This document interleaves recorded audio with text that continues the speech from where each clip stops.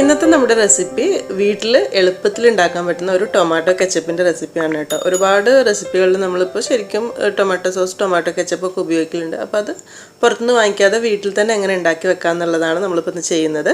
അതിന് വേണ്ടിയിട്ട് ഞാൻ നന്നായി പഴുത്തിട്ടുള്ള 1 കിലോ തക്കാളി എടുത്തിട്ട് നന്നായിട്ടൊന്ന് കഴുകി വൃത്തിയാക്കി എടുത്തിട്ടുണ്ട്. ഈ തക്കാളി നമുക്ക് ഒരു തക്കാളീനെ ഒരു 4 പീസാക്കിയിട്ട് ഇങ്ങനെ മുറിച്ചെടുക്കാം. എന്നിട്ട് ഇതൊന്ന് വേവിച്ചെടുക്കാൻ വേണ്ടിയിട്ടാണ്. എളുപ്പത്തിൽ വേവിച്ചെടുക്കാൻ വേണ്ടിയിട്ട് ഇതൊരു പ്രഷർ കുക്കറിലേക്ക് ഇട്ട് കൊടുത്തിട്ടാണ് വേവിച്ചെടുക്കുന്നത്. അതിന് പകരമായിട്ട് സാധാരണ ഒരു പാനിലിട്ടിട്ട് അടച്ചു വെച്ചിട്ട് ഒരു 10-20 മിനിറ്റ് അടച്ചു വെച്ചിട്ട് വേണമെങ്കിലും വേവിച്ചെടുത്താൽ മതിയിട്ട്. ഇതാകുമ്പോൾ കുറച്ചുകൂടെ ഈസി ആയിട്ട് കഴിയും. ഈ സമയത്ത് ഇതിലേക്കൊരു 2 അല്ലി വെളുത്തുള്ളി ഇട്ട് കൊടുക്കാം. പിന്നെ ഒരു 2 ഗ്രാമ്പു, അതുപോലെ തന്നെ ചെറിയൊരു പീസ് പട്ട ഇട്ട് കൊടുക്കുന്നുണ്ട്. ഇത് ഒരുപാടൊന്നും വേണ്ട കേട്ടോ, ലൈറ്റായിട്ട് ഫ്ലേവറിന് വേണ്ടി മാത്രമാണ്. അതിൻ്റെ കൂടെ തന്നെ ഒരു ചെറിയ കഷ്ണം സവാള, ഒരു ഉള്ളിയുടെയൊക്കെ ഒരു 4 ഭാഗമൊക്കെ മതി. എന്നിട്ട് ഇതിലേക്കൊരു 1/4 കപ്പ് വെള്ളവും കൂടെ ഒഴിച്ചു കൊടുക്കുക. മിക്സ് ചെയ്യേണ്ട ആവശ്യമൊന്നുമില്ല. അതിങ്ങനെ തന്നെ അടച്ച് വെച്ചിട്ട് ഒരു 4 വിസിൽ മീഡിയം ഫ്ലെയിമിൽ വരാൻ വേണ്ടിയിട്ട് വെയിറ്റ് ചെയ്യാം. 4 വിസിൽ വന്നു കഴിയുന്ന സമയത്ത് ഗ്യാസ് ഓഫ് ആക്കിയിട്ട് പ്രഷർ കംപ്ലീറ്റ് പോകാൻ വേണ്ടിയിട്ട് വെയിറ്റ് ചെയ്യണം. ഇതുപോലെ പ്രഷർ ഫുള്ളായിട്ട് പോയി കഴിഞ്ഞ് തുറന്നു നോക്കുന്ന സമയത്ത് നമ്മൾ തക്കാളിയൊക്കെ നല്ലോണം വെന്ത് ഇങ്ങനെ ഉടഞ്ഞിരിക്കുന്നുണ്ടാവും. ഇനി ഇതിൻ്റെ ചൂട് നല്ലോണം ഒന്ന് പോട്ടെ. അത് കഴിഞ്ഞിട്ട് വേണം നമുക്കിതൊന്ന് അരച്ചെടുക്കാൻ വേണ്ടിയിട്ട്. നന്നായിട്ട് ചൂടാറി വന്നതിന് ശേഷം മിക്സിയുടെ ജാറിലിട്ടിട്ട് നന്നായിട്ട് ഒന്ന് അരച്ചെടുക്കണം. അപ്പോൾ ഈ സമയത്ത് ഞാൻ ഇതിലെടുത്തിട്ടുള്ള പട്ട ഗ്രാമ്പ് ഒന്നും മാറ്റി കളയുന്നൊന്നുമില്ല കേട്ടോ. അതുകൂടെ ചേർത്തിട്ട് തന്നെയാണ് അരയ്ക്കുന്നത്. കുറച്ചല്ലേ ഉള്ളൂ. അപ്പോൾ ഇതുപോലെ നല്ല ഫൈനായിട്ട് തന്നെ അരച്ചെടുക്കുക. തരിയൊന്നും ഇല്ലാതെ നന്നായിട്ട് അരച്ചെടുത്തിട്ടുണ്ട്. അരച്ചെടുത്തിട്ടുള്ള തക്കാളി ജ്യൂസ് നമുക്കൊരു അരിപ്പയിലൂടെ ഒന്ന് അരിച്ചെടുക്കണം. അപ്പോൾ ഇനി ഏത് പാനിലാണോ സോസ് റെഡിയാക്കുന്നതെന്നുണ്ടെങ്കിൽ അതിലേക്ക് ഡയറക്റ്റ് അങ്ങ് അരിച്ചെടുത്താൽ മതി. അതുപോലെ തന്നെ ഇതിന് വേണ്ടിയിട്ട് എടുക്കുന്ന അരിപ്പ നല്ല ചെറിയ ഹോളുള്ളതാണെങ്കിൽ കുറച്ചുകൂടെ നന്നായിരിക്കും കേട്ടോ. അങ്ങനെ ആകുമ്പോൾ അധികം തരിയൊന്നും ഇല്ലാതെ നല്ല രീതിയിൽ അരിച്ചെടുക്കാനായിട്ട് പറ്റും. അപ്പം ഇത് മുഴുവനും ഇതുപോലെ തന്നെ നന്നായിട്ട് അരിച്ചെടുത്തിട്ടുണ്ട്. ഇതിലേക്കൊരു 1/4 ടീസ്പൂൺ മുളക് പൊടി ഇട്ട് കൊടുക്കാം.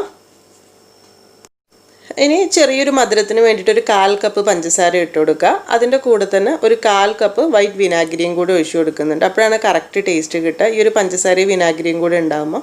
അപ്പോൾ ഇതിൽ ചിലപ്പോൾ ഒരു ഇത്തിരി അളവിൽ വ്യത്യാസം വരുത്തിയാൽ കേട്ടോ ടേസ്റ്റ് ഉണ്ടാവുള്ളൂ. അതായത് പഞ്ചസാര ഇപ്പോൾ നമ്മൾ 4-5 ടേബിൾ സ്പൂൺ വേണ്ടി വരും. കാരണം കറക്റ്റ് ആ ഒരു ടേസ്റ്റ് കിട്ടാൻ വേണ്ടി നല്ലോണം ഒന്ന് മിക്സ് ആക്കി നോക്കുമ്പോൾ മധുരം കുറവാണെന്ന് തോന്നുകയാണെങ്കിൽ 1 ടേബിൾ സ്പൂൺ കൂടെ പഞ്ചസാര ഇട്ട് കൊടുത്താൽ മതി നോക്കിയിട്ട്.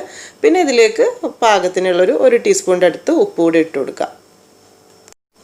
ഇനി എല്ലാം കൂടെ നന്നായിട്ട് മിക്സാക്കി എടുക്കുക. ഗ്യാസ് ഓൺ ആക്കിയിട്ട് നല്ലോണം തിളപ്പിച്ച് കുറുക്കിയെടുക്കുക മാത്രമാണ് വേണ്ടത്, ഇളക്കി കൊടുത്തുകൊണ്ട്. അപ്പോൾ ഒരു മീഡിയം ടു ലോ ഫ്ലെയിമിൽ ഇട്ട് കൊടുത്താൽ മതി. ഏകദേശം ഒരു 15-20 മിനിറ്റ് എന്തായാലും വേണ്ടി വരും.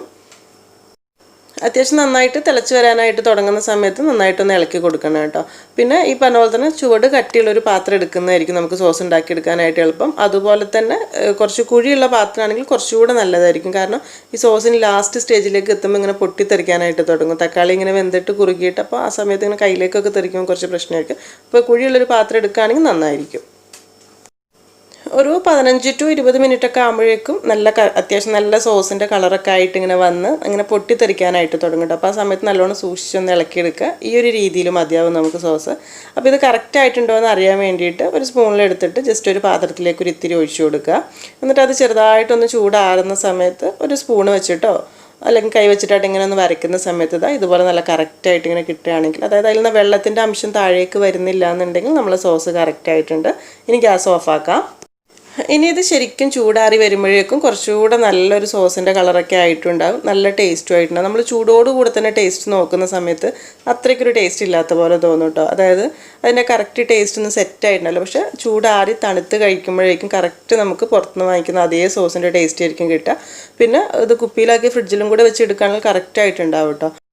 ഇനിയിപ്പോൾ ഇത് ശരിക്കും ചൂടാറിയതിന് ശേഷം നല്ല പൊട്ടുന്ന നല്ലൊരു ബൗളിലോ അല്ലെങ്കിൽ കുപ്പിയിലോ ആക്കിയിട്ട് നന്നായിട്ട് കവർ ചെയ്തിട്ട് ഫ്രിഡ്ജിലെടുത്ത് വെക്കും, നമ്മൾ സാധാരണ സോസ് വെക്കുന്നത് പോലെ തന്നെ.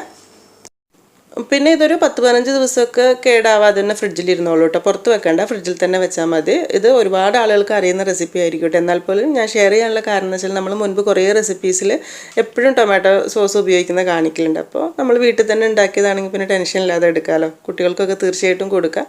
സോസ് ഇഷ്ടമുള്ള കുട്ടികൾ ഉണ്ടാവുമല്ലോ, അപ്പോൾ അവർക്ക് വേണ്ടിയിട്ട് ഉണ്ടാക്കി വെക്കാം. നല്ല ചൂടുള്ള ബജിയുടെ കൂടെ അല്ലെങ്കിൽ ബ്രെഡിൻ്റെ കൂടെ എങ്ങനെ വേണമെങ്കിലും സെർവ് ചെയ്യാം. അപ്പോൾ ഞാനിപ്പോൾ ഇവിടെ നല്ല ബജിയുടെ കൂടെയാണ് ഇത് കഴിക്കുന്നത്. അപ്പോൾ നിങ്ങൾക്ക് ഈ വീഡിയോ ഇഷ്ടമായി എന്ന് വിചാരിക്കുന്നു. ഇതുവരെയും ടൊമാറ്റോ കെച്ചപ്പ് വീട്ടിൽ ചെയ്തിട്ടില്ലെങ്കിൽ തീർച്ചയായിട്ടും ചെയ്തോളൂ കേട്ടോ. എന്നിട്ട് ഫീഡ്ബാക്കൊക്കെ അറിയിക്കുക. അപ്പോൾ ഇനി എന്തായാലും നല്ല റെസിപ്പിയായിട്ട് പുതിയ വീഡിയോയിൽ കാണാം. താങ്ക്